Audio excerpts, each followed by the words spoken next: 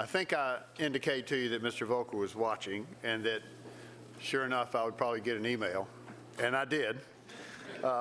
His reaction to this, one word, bravo, right here.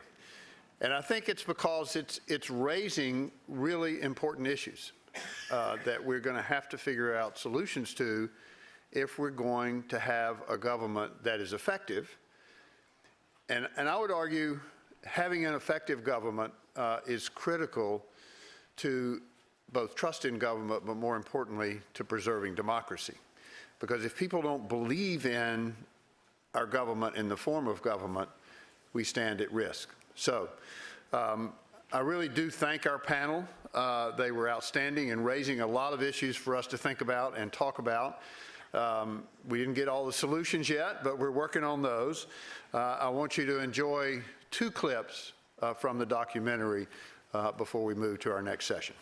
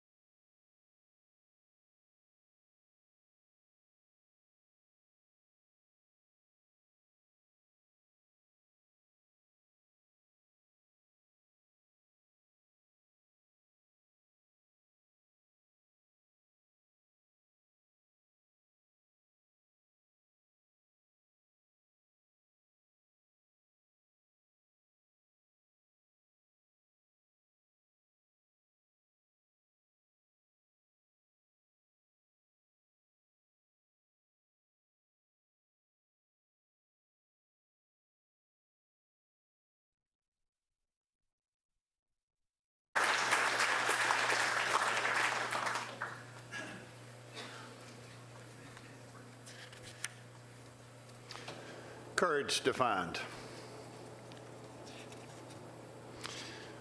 With lessons from our first panel conversation in mind, we must ask ourselves the question, what should government do? What are its intrinsic functions? The very significant question gets to the heart of both political choices and administrative considerations.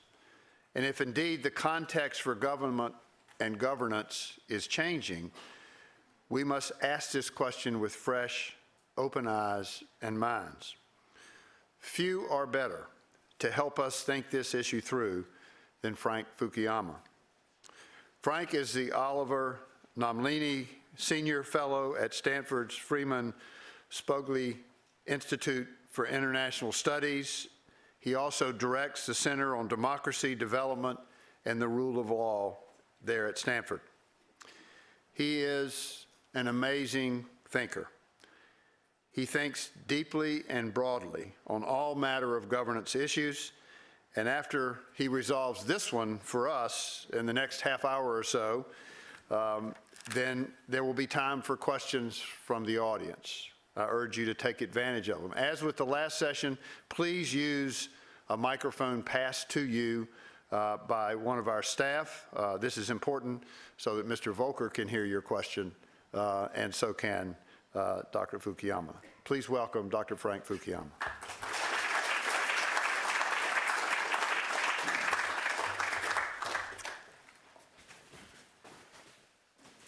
So thanks very much, Tom.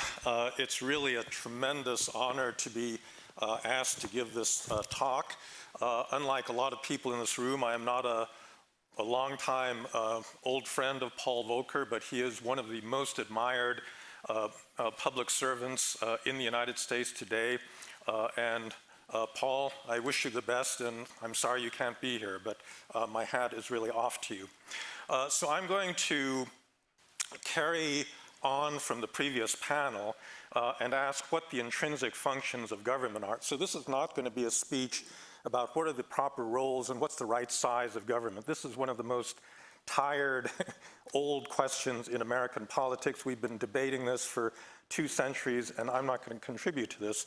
I am going to raise the question, however, about delegation, and particularly what functions can be delegated outside of the public sector to a private contractor, to a nonprofit organization, or, as we heard in the last panel, to a machine, since that seems to be in the future, and what functions actually are intrinsic to government and can only be done by government officials.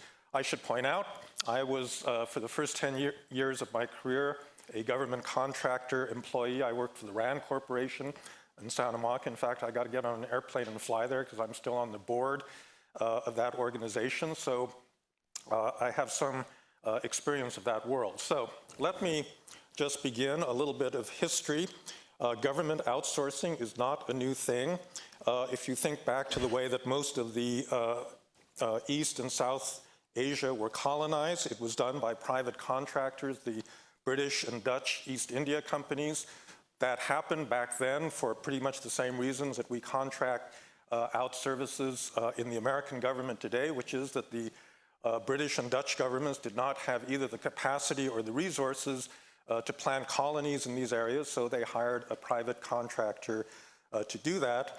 The British took back that authority in 1857 after the Great Indian Revolt, because here was a private army that was killing tens of thousands of people, and the legitimacy of the entire British position in the subcontinent, was being undermined by the fact that this was not actually Britain's sovereign authority that was responsible for that. And so that also gives you some insight into the limits. There are many other instances of this in American history. The American government chartered privateers to raid enemy commerce up until the 1830s. In the United States, particularly, we've relied on the private sector much more heavily to build basic public infrastructure. Railroads, telephone, telegraph were done by state-owned companies, largely in Europe, but by private firms in the United States. So there's a long history to this. Now, I want to start with just the legal and constitutional question about what the limits to this kind of private contracting are. And here I'm completely reliant on Paul Verkuyl, his 2 books on this subject. And in fact, this paragraph he helped me write, so let me just read it. Article 2 of the Constitution provides that the President, quote, take care to see that the laws are faithfully executed and to demand the, quote, opinion in writing of the principal officers of each of the executive departments. The President is also given the power, with senatorial concurrence in some circumstances, to appoint officers of the United States who exercise significant authority under the Constitution. Officers are distinguished from employees on this basis, and the former's powers cannot be delegated to private contractors.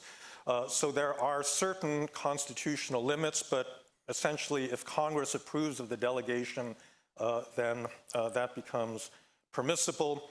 In addition to this, there is this OMB Circular A76 that was issued actually quite a while ago, but strengthened most recently in the administration of George W. Bush to encourage private contracting, that gives 4 conditions.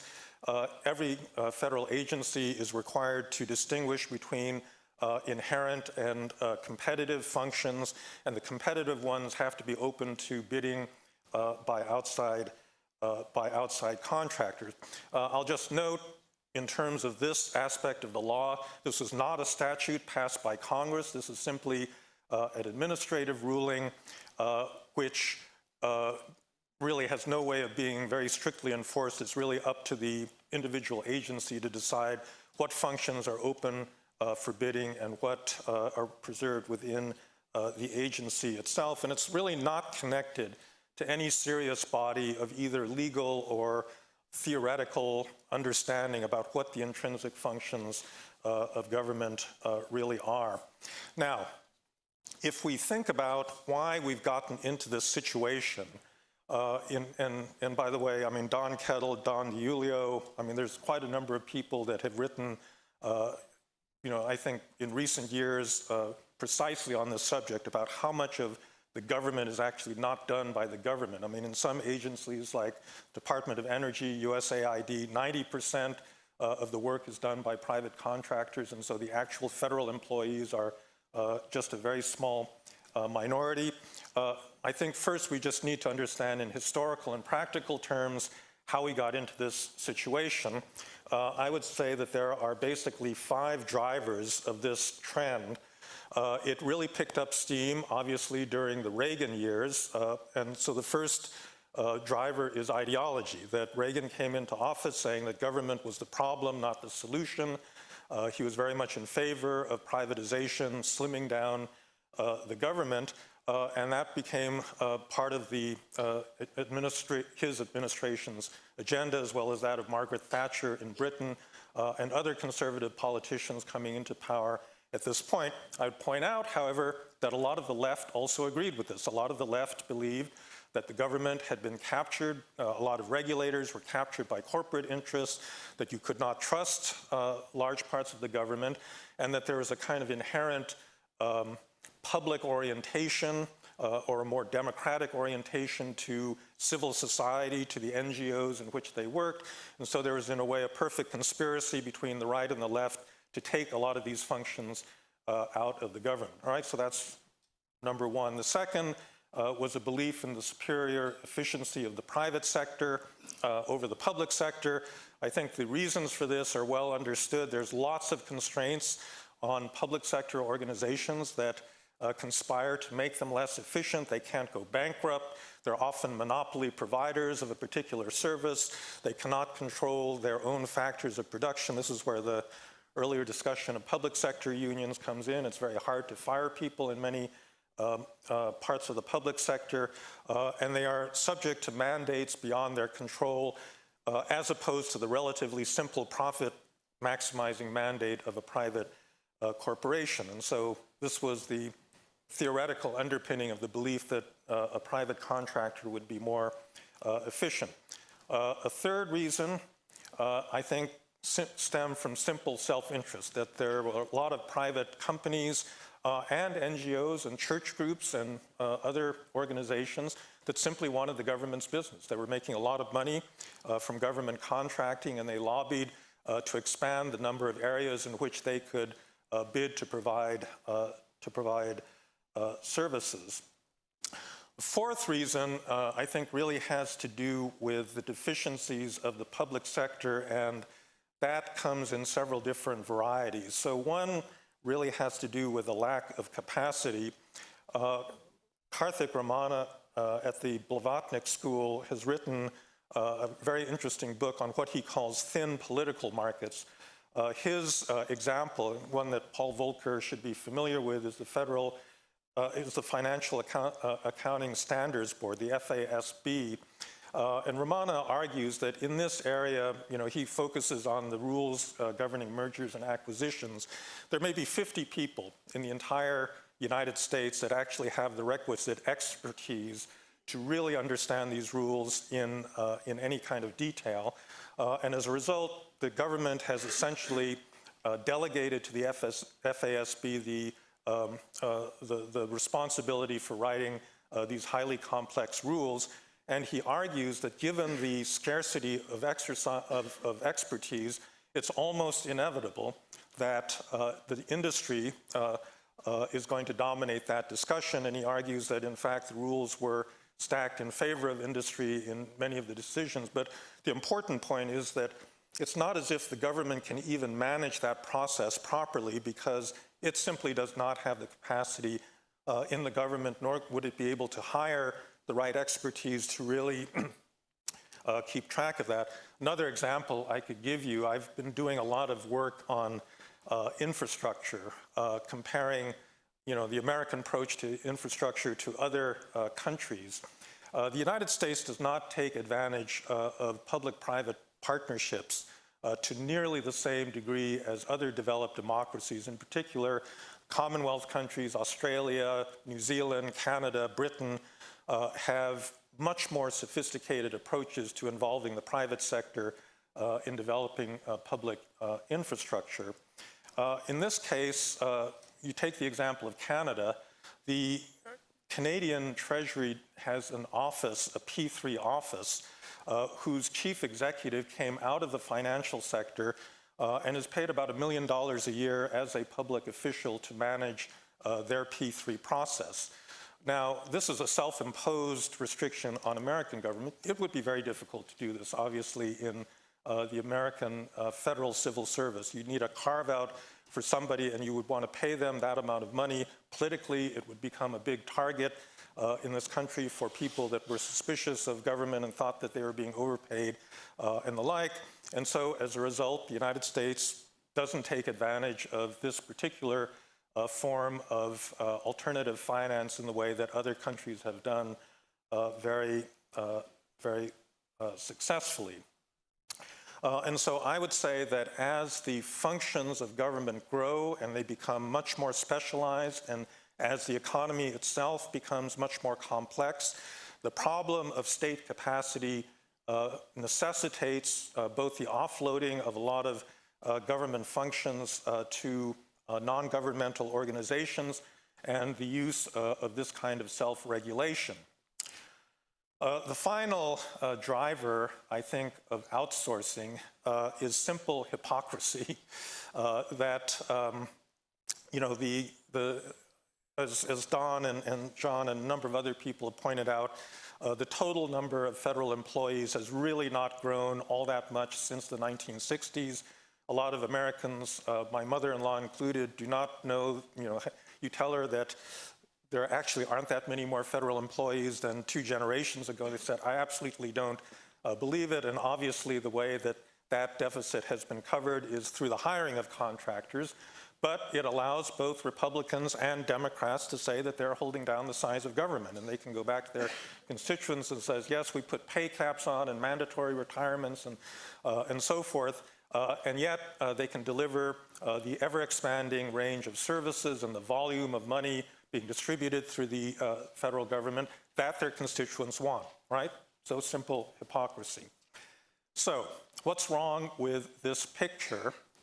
I think there are several important reasons why we should worry about this delegation outside of the public sector. So the first is just in terms of principal-agent theory. This is the way that economists have of understanding hierarchical organizations. So a contractor, a private contractor, whether for-profit or non-profit, almost automatically has two separate principles. One principle is the government agency that is hiring the contractor to run a kitchen or to devise accounting standards. And the other principle is the leader of the organization, whether that's a profit-making corporation or it's a private group, an NGO that has an advocacy mission that may not be aligned with the interests or the preferences of the government that is hiring them. And so there's an inherent conflict built into that principal-agent relationship. The second problem is that many of the claims of superior efficiency in the private sector have not actually been borne out in practice. This is an empirical problem. It was answered, in a kind of ideological way, but we now have a lot of experience of privatization and the use of private contractors, particularly in quasi-monopoly situations, which is the case of a lot of government services. And so there's some real horror stories. I mean, probably the worst one was Mexico, which privatized Telmex back in the early 1990s, and they basically turned a public monopoly into a private monopoly, making Carlos Slim the richest man in the world. That's a good example of what you should not do in terms of privatization, but there are others. I mean, the privatization of British Rail turned out to be tremendously controversial, did not lead to better services. There's a lot of controversy in my state of California over whether the private management of our prison system is actually, a good way to spend tax dollars. There have been a lot of cases of privatization of water services in Latin America, where it's been both ideologically controversial, but also it just didn't work well. It did not provide good levels of service. And so that, again, is something that we have to take. I mean, there are clearly examples where the private sector is a lot more efficient. British Steel was also privatized, and nobody regrets that, but this is an empirical question and not one that can be answered in principle. The third set of problems have to do with basic transparency and accountability. I would make the flat-out assertion that the federal government is the most transparent organization anywhere in the world. It's transparent to the point of dysfunction, given the kinds of disclosures and compliance requirements that are expected of all federal employees. You've got a number of federal statutes like FOIA, FACA, Government in the Sunshine Act, and so forth, that put government deliberation and government operations under a very detailed microscope. And there are clear administrative rules within the US government for holding those agencies accountable, and very few of those rules apply to private contractors. So I think, as John DiIulio has pointed out, I mean, you can't even describe the size of government in his city of Philadelphia because you really don't know who's acting, using either federal or state dollars or not. And therefore, if you don't know, the possibility of holding these contractors accountable is very limited. The accountability problem, I think, was underlined for everybody in the case of Blackwater in Iraq. If a US soldier kills a civilian, there are clear rules of military justice that will handle that kind of situation. It was not clear what rules would apply in the case of a private contractor that was using lethal force on behalf of the United States government in Baghdad back then. The final issue is this issue of state capacity. So we use contractors because we're lacking state capacity. On the other hand, it also hollows out state capacity because you can hire a contractor to do something that used to be done by the government. You lose the ability, you become a contract manager rather than a specialist. But in order to manage a contract properly, you actually have to have some expertise. You don't know what you don't know. that, I think, is the problem with a lot of contract management, that the contract managers actually do not know the functions that they are overseeing, because all of that has been moved outside of the private sector.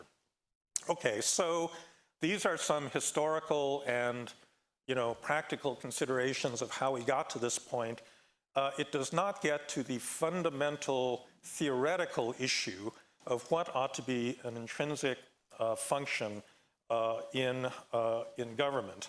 And so if you'll bear with me, I'm going to go over a little bit of that because I think it's actually important to understand what it is to exercise sovereignty and governmental authority. Now, there's one version of democratic theory that says the following, that sovereignty resides in the people. We, the people of the United States, they elect a legislature. The legislature appoints an executive. The executive then appoints, various levels of management all the way down to the implementing organizations that deal, the frontline organizations that actually deal with the public. And so there's a clear chain of authority where sovereignty resides in the people exercising their vote, and these different levels simply delegate authority to levels further down. I've never liked principal agent theory because I actually don't think it describes reality in many cases, and it certainly does not describe the reality of the actual government that we have. So the problem, I think in this nice theory is, first of all, that there's often multiple principles wanting contradictory sorts of things out of government, so you can't really fulfill a simultaneous mandate for cost recovery and service to the poor if you're a utility or some other public service provider, but you've got political principles telling you to do both things. In a lot of organizations, authority actually resides at the bottom of the organization. These are the people with expertise, and so they're the ones that actually have to tell the higher-ups what it is their organization has to do. And they're the ones that are in contact with local knowledge, which Friedrich Hayek many years ago said was really the essence of a kind of modern government, was being closely in touch with the actual clients that you're serving. They're the ones that, it's the lower levels of the organization that were the repositories of that kind of knowledge, and therefore you needed delegation to them. And so principal agent, has got a lot of problems. However, there's a deeper problem in that, which has to do with the act of delegation itself. The executive has never simply been understood as only the implementer of rules set by the legislature and then, ultimately by the people. That is one of the chief functions. It is this implementation function. But executives have always been endowed with independent authority. This is particularly true in a presidential system where the president is elected and therefore has equal democratic legitimacy to Congress. But even in a parliamentary system with party discipline, executives on their own exercise a tremendous independent authority. They do not simply exercise discretion in their implementation of rules, they actually make rules themselves. And I think that in the 1930s, with the big rise of the New Deal and the American welfare state and the administrative state created by Franklin Roosevelt, there was a large realization on the part of Congress that there is this usurpation, this potential usurpation of power in this delegated discretion to administrative agencies. And this led in 1946 to a quasi-constitutional settlement, the Administrative Procedure Act, which is an act that puts limits on executive discretion. It requires notice and comment, so that's the transparency part. And then there's a lot of remedies where the other branches of government can exercise horizontal accountability if it's found that an executive branch agency is overstepping its bounds. Now, this settlement, I think, reflects a particularly American view of government, where the biggest problem is the constraint of government, this fear that government will exercise undue authority and eventually, move us in the direction of tyranny, of some form of tyranny. But I would point out that there are actually a lot of other theoretical positions, including ones that apply in the United States that have a somewhat different view of executive authority. Here, I would refer to Harvey Mansfield's writing on Niccolo Machiavelli. Mansfield argues that Machiavelli was actually the inventor of the modern executive. You needed quick, decisive, sometimes extra-legal action. This was Machiavelli's prince, and what Mansfield argues is that in the subsequent 200 years of Republican theory, that prince was tamed, and the modern American executive is actually a tamed version with procedural controls over that discretionary authority. But at the core, you have a different concept of executive power. What Mansfield says is the beauty of executive power then is to be both subordinate to and not subordinate to the law, both weak and strong. It can reach where the law cannot, and it can supply the defect of law. This ambivalence in the modern executive permits its strength to be useful to republics without endangering them. The German legal theorist Carl Schmitt also had a very similar view of executive power. He said that laws and the rule of law were rules that were meant to apply to normal situations. They were general rules that would govern behavior in normal situations, but the human condition was to be out of normal in many circumstances, to be subject to emergencies. And his famous line at the beginning of his book, Political Theology, says that the sovereign is he who decides the exception. That is to say, when the law ends and when other forms of authority need to be exercised. I think in the American tradition, Alexander Hamilton in Federalist 70 through 77 laid out the case for energy in the executive.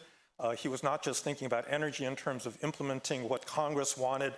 He felt that the executive needed to exercise independent authority that would sometimes, go beyond or be, in addition to laws that Congress passed. By the way, just one little cultural aside.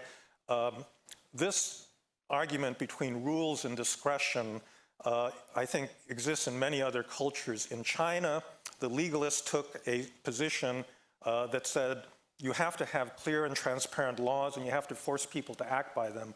Otherwise, there's not going to be order in society. The Confucians had a different attitude. They said, no set of rules can be adequate for all situations. You have to have a wise person in a position of authority that can take context, local context, into consideration and adapt the general rules to specific situations. And if there's really a single thing that separates the Chinese and the Western traditions, it's that the Chinese rely much more on executive discretion and we rely much more on procedural rules, but both traditions recognize that you have to have some mixture of both. Now, in American practice, presidents have occasionally gone outside the law. There's obviously bad cases, Richard Nixon trying to use the FBI and CIA to protect himself, but there are also some cases that were more benevolent, like Lincoln's suspension of habeas corpus during the Civil War, FDR stretching the law probably beyond its breaking point in terms of lend-lease because he felt that that was in the national interest. In the paper version that I've submitted, I give a very small example of this, and I suspect Paul Volcker can probably give you examples from his own tenure as Fed chair, because Fed chairs have a lot of discretionary authority. But in this case, my friend was the head of a bureau in the US Geological Survey that regulated offshore leases.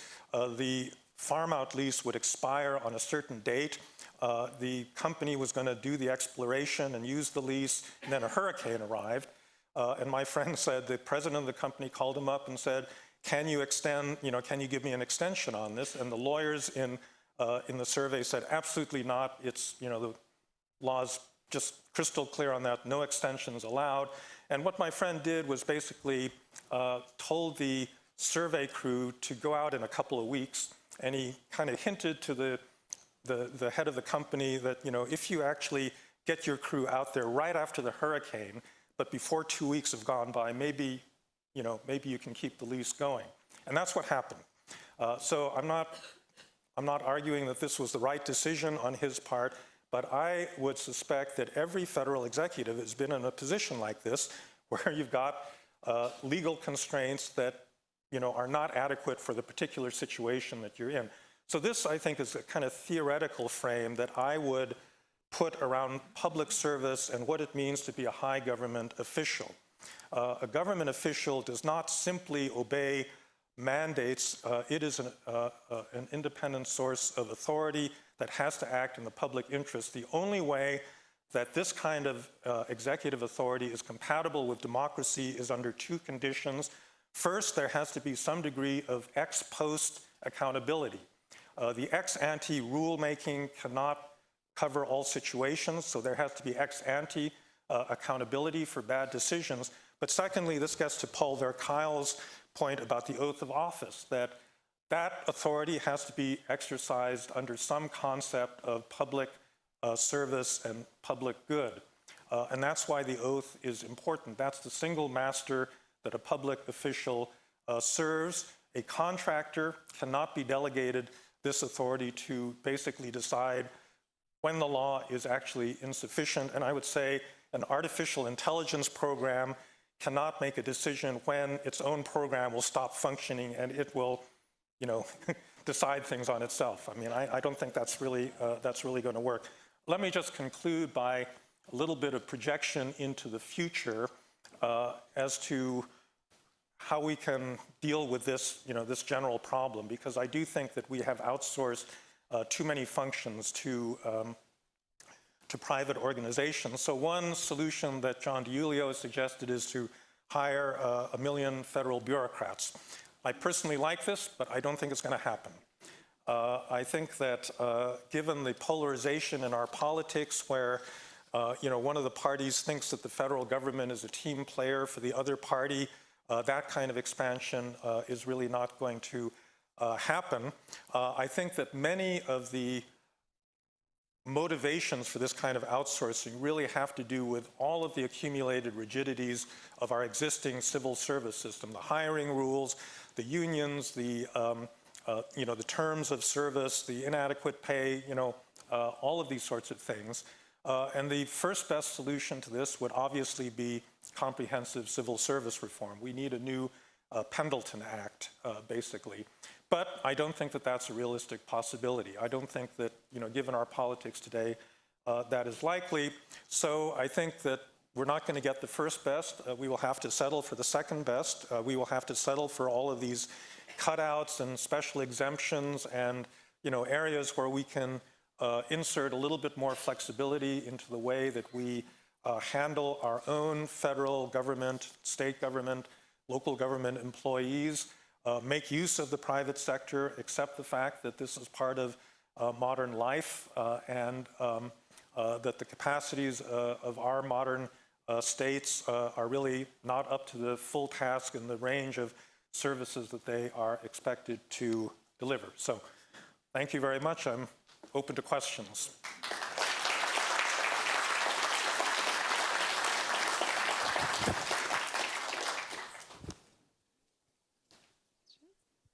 Yes.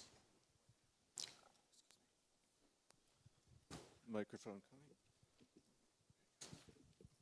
coming. Thank you. I'm Tony Walton. I'm a proud member of the Board of Directors under Chairman Volcker. Frank, what a really instructive speech. Thank you. Early on, you made mention of our infrastructure problem. I'd like to go back to that, hear from you how you might approach it. I was asked by a cabinet member this question, and I outlined a solution, a public-private solution, in the guise of a $1 trillion infrastructure bank, and it went absolutely nowhere. So I'd be pleased to hear. Okay, do you have another hour or so?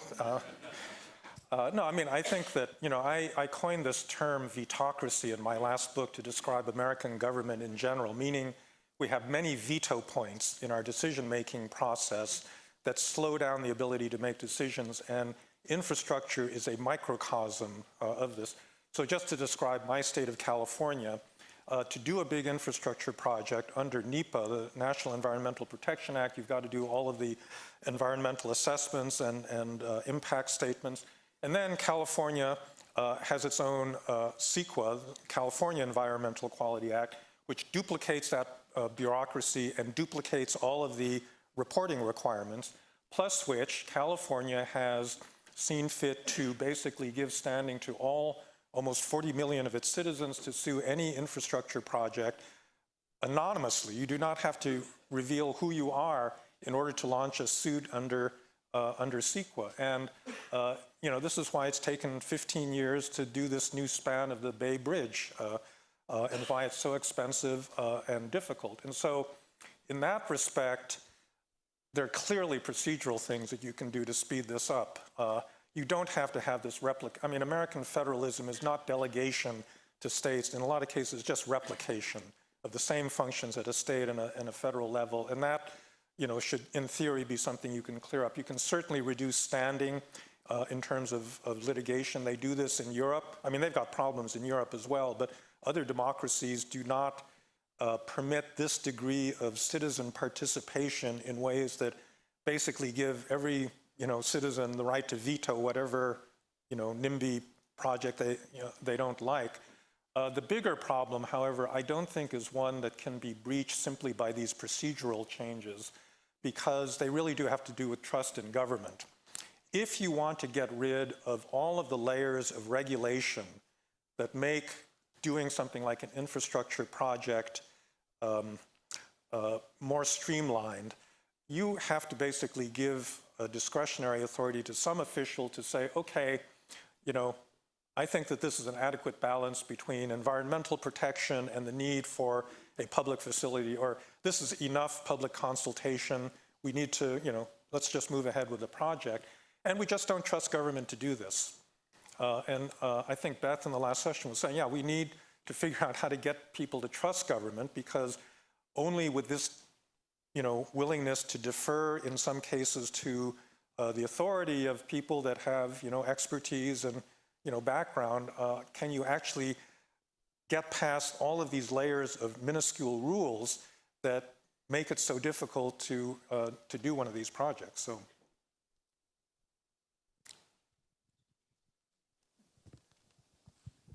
Oh, good morning. I am a retired career federal employee, and I did shake my head when you said something about another civil service reform. We've lived through several of them, and I guess my question is, what are you really trying to accomplish with another reform? Most of them, I have to be honest with you, maybe about a C- is what I'd give grade most of the reforms that I had to live through. Yeah, actually, Paul Light has written a whole book about how these earlier reforms have actually made things worse. And part of the reason is that none of them has actually exploded the entire system, and just started from the beginning again. So you take something like what Paul Verkuylen was referring to as, or no, I guess it was Don Kettle, was talking about at-will employment. I fundamentally think that you need something like at-will employment in the federal civil service. You need to be able to fire people. You need to be able to promote people that are good the way the private sector does. The trouble, as Don was pointing out, was that the people like Scott Walker that are pushing this don't have the agenda of excellent government. They have an agenda of basically politicizing, the public service in their state and filling, those positions with political cronies so that they can accomplish their agenda. And so I think you would need an employment system that offered the kind of flexibility that the private sector enjoys, but without opening the door to this kind of politicization. Whether that's possible, through the right kinds of, expertise qualifications and kind of merit qualifications, I don't know. But that's the point at which I would start. But not to worry, like I said, it's not going to happen. So, we're just going to live with the system I think we've got for the time being.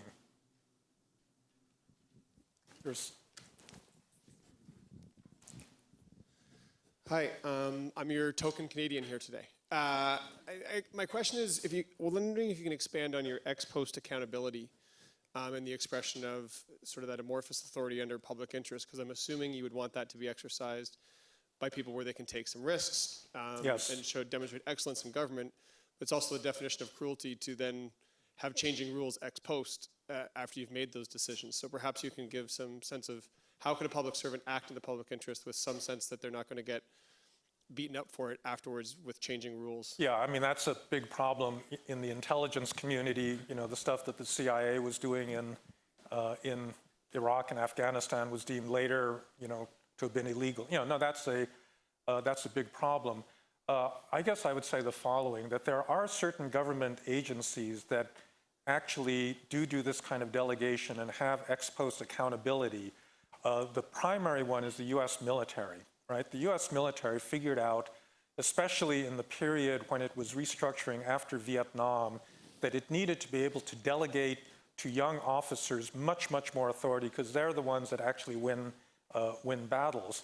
And furthermore, if you're going to get them to take risks, necessary risks, and to innovate, you had to give them what the Army itself calls freedom to fail, meaning that a single mistake will not destroy your career, that if it's deemed a reasonable risk that you took, and other militaries do this as well. You know, Ariel Sharon, early on in his career in the IDF, was responsible for getting a couple hundred paratroopers killed in the Mitla Pass in the '56 war. That would have ended his career in another military, but because the IDF, you know, believes in the need for initiative and risk-taking, he was never cashiered and went on to be a really great general. So there are government organizations that can set, you know, internal rules. I think the main problem is to somehow prevent that system from being politicized and dragged into a political process. And that's, you know, I think really what happened with the Iraq-Afghanistan cases. And it is a real danger in terms of what happens in the future, given our level of polarization. But I would just say that moving from an ex ante to an ex post system of control is something that we've got to do. It's something that's been going on in private sector organizations, and, you know, it's necessary in the government. John?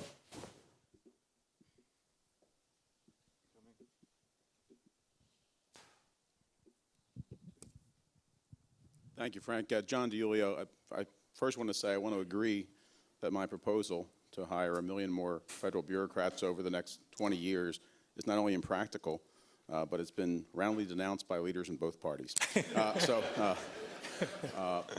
But I wanted to ask you a question, or just for a reaction. The late, great federalism American politics scholar, Martha Durthick of the University of Virginia, when Martha reflected on these questions a couple of years ago at a conference we had at UVA and Brookings, she said, you know, it's pretty simple.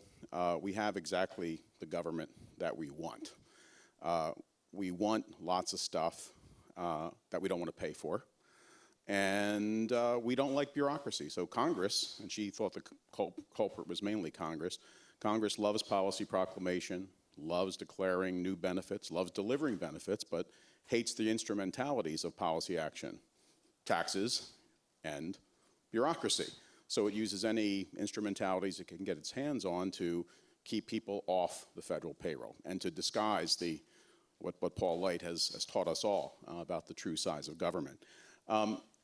Is she right? Was Martha right? I mean, in the end, do you think that we have pretty much the government we want, though we don't want to admit that to ourselves? Yeah, well, that's what I meant by saying it was driven by hypocrisy.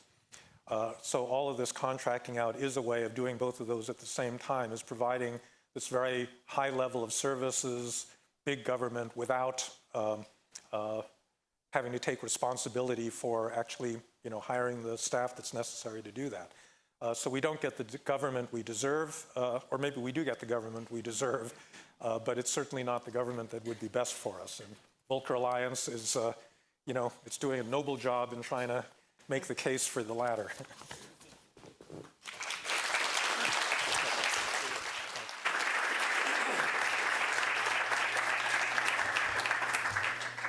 I warned you in advance. It would be thought-provoking, fascinating. We'll be chewing on that for weeks or months. Frank, thank you so much. That was really As I think Tony put it, it was well placed and well delivered, and we really appreciate your insights in helping us think through some very difficult issues we face.